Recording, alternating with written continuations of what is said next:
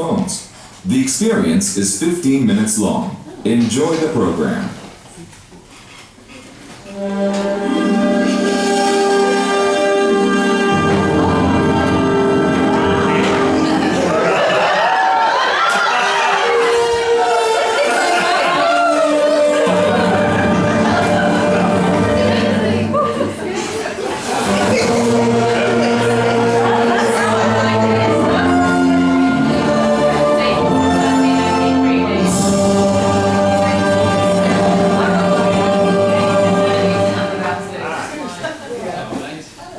Do you want to see where it all began? Excellent. For in a brief moment, we'll go on a fascinating journey. In the city of David, every stone has a story to tell. My name is Amos, and I've been searching those stories all my life with the help of a shovel and with the help of the Bible. The two of them together sometimes manage to take me back 3,000 years to the day when the soldiers of King David first laid their eyes on the Jebusite city of Jerusalem. And the king and his men went to Jerusalem, to the Jebusite inhabitants of the land. What did King David see when he looked at this low hill with the Jebusite city on top? Maybe the proximity to Mount Moriah, the place that the Bible associates with the binding of Isaac.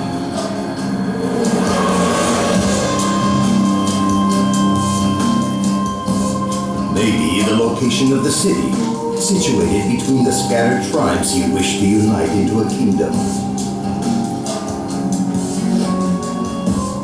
And maybe the fortifications, protecting the city that would one day become his capital.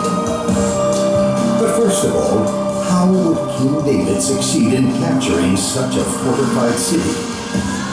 The valley surrounding the city, the Guy Valley to the west and the Kidron Valley to the east, were far deeper than they are today, and above them there was a high wall.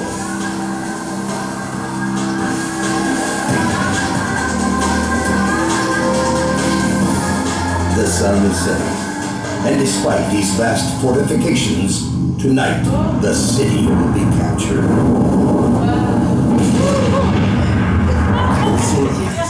Try to imagine King David's soldiers scaling up the dry riverbed in the darkness, approaching the vast walls led by Yoav ben Tzuya. Swords are drawn, hearts are beating. They are crawling in the darkness for the tunnels in the rock. The battle begins. The soldiers of David are capturing the Jebusite city. 3,000 years ago, the first dawn broke over Jerusalem as the capital of the unified tribes of Israel. New houses were built in the city.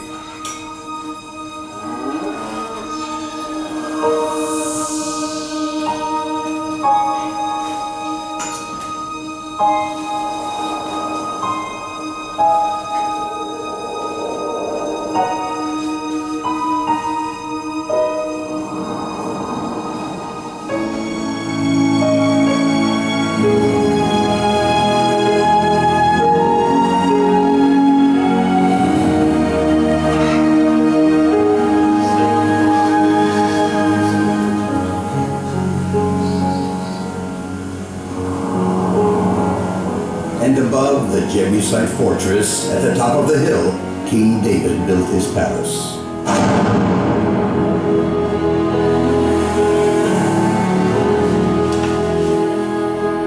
And Hiram, king of Tyre, sent messengers to David, and cedar trees, and carpenters and masons, and they built David a palace.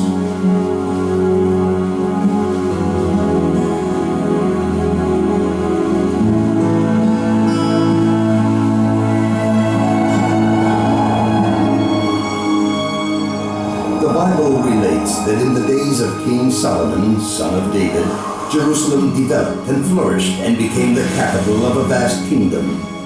A kingdom with thriving trade, from Turkey and the hills of Lebanon in the north, all the way to the Arabian Peninsula, the location of the Kingdom of Sheba. But it seems to me that the crowning moment of Solomon's days was building just to the north of the king's palace, the temple.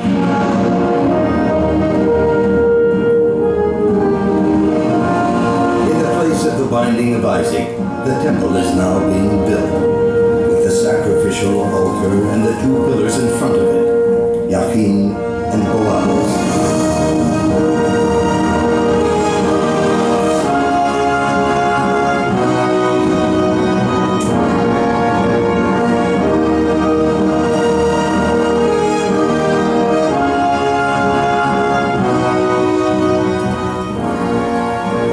Said Solomon, the Lord has said he would dwell in a thick cloud.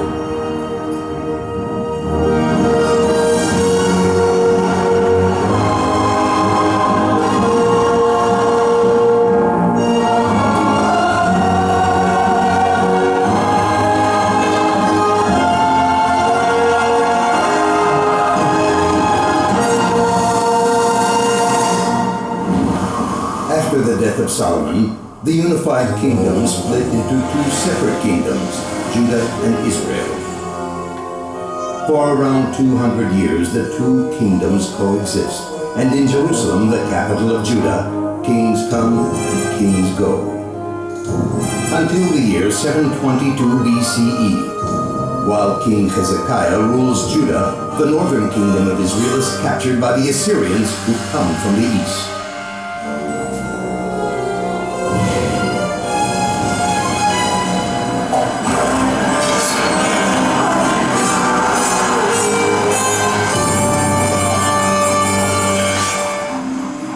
Thousands of horrified refugees escaped from the kingdom of Israel to Jerusalem. Many of them apparently settled there, on the western hill, outside the walls of the city of David.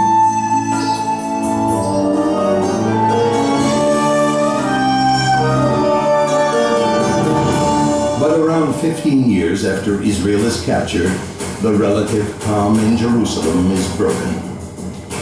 Hezekiah, king of Judah, also decides to rebel against the Assyrians, and the threat comes closer and closer to Jerusalem. Hezekiah builds a thick wall around the neighborhoods on the western hill. He diverts the water from the Gihon spring to flow through a hidden tunnel in the rock into a large reservoir. The reservoir and the wall of the new city now protect the city's water sources from the enemy. As written in the Bible, why should the kings of Assyria come and find much water? The Hezekiah Tunnel project is underway. If you listen closely, you can still hear echoes of these ancient voices. The two groups of quarrymen making their way towards each other through the thick of the rock.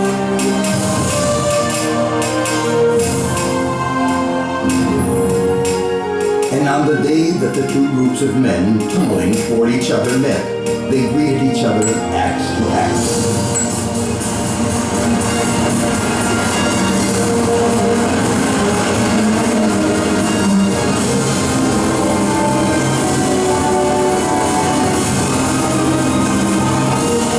And the water flowed from the source to the pool, 1,200 cubits. Preparations for war have been completed. The Assyrians have invaded the kingdom of Judah, and Sancherib's armies are stationed on all the hills surrounding the city. Facing them, all alone, stands the prophet Isaiah. Therefore, thus says the Lord concerning the king of Assyria, he shall not come into this city, nor shoot an arrow there. By the way that he came, by the same he shall return, and shall not come into this city, says the Lord. And what do you think happened? The Bible relates that the residents of the city woke up one day and saw that the Assyrian siege had been lifted. Jerusalem was saved. More than a century passed until a new danger threatened the city, the Babylonians. The prophet Jeremiah prophesies that the city will be destroyed, for a city that has no justice loses its right to exist. Jeremiah entreats Zedekiah, the last king of Judah, to surrender to the Babylonians, but the king refuses to listen. As the Babylonians approach the city, the prophet who preached surrender finds himself imprisoned in a pit.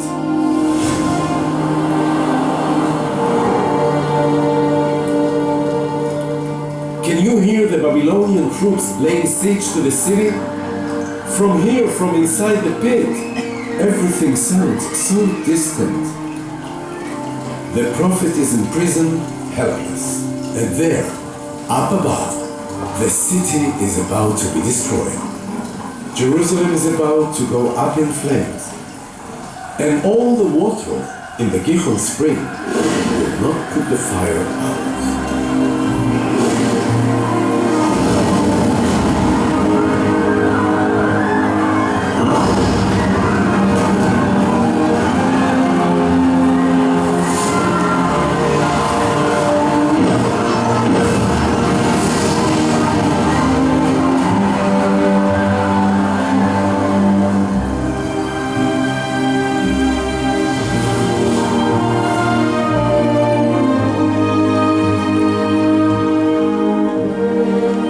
Jerusalem was resettled in the days of the Second Temple, and then it was ruined by the Romans. For 2,000 years the city passed from hand to hand, but the Jewish people never forgot its eternal capital.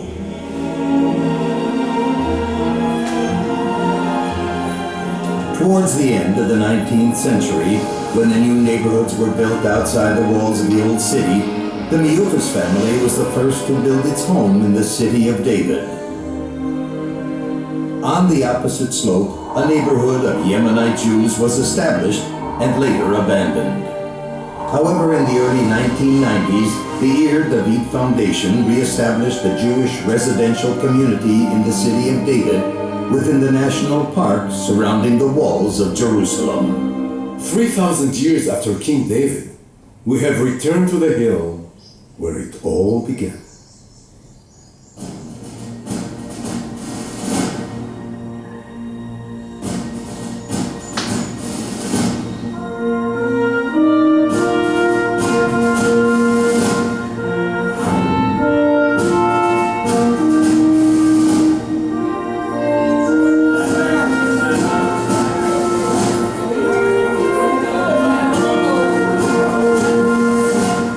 Taking a walk in Ir David today is much like traveling through a magical time tunnel.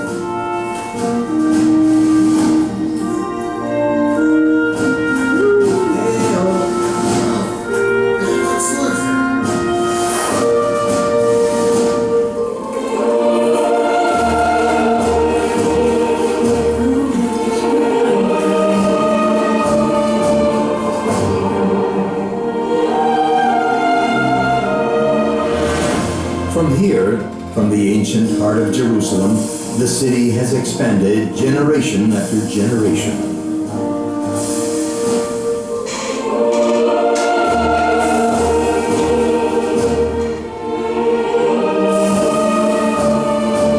Neighborhood by neighborhood, Jerusalem is renewed as the eternal capital of the state of Israel.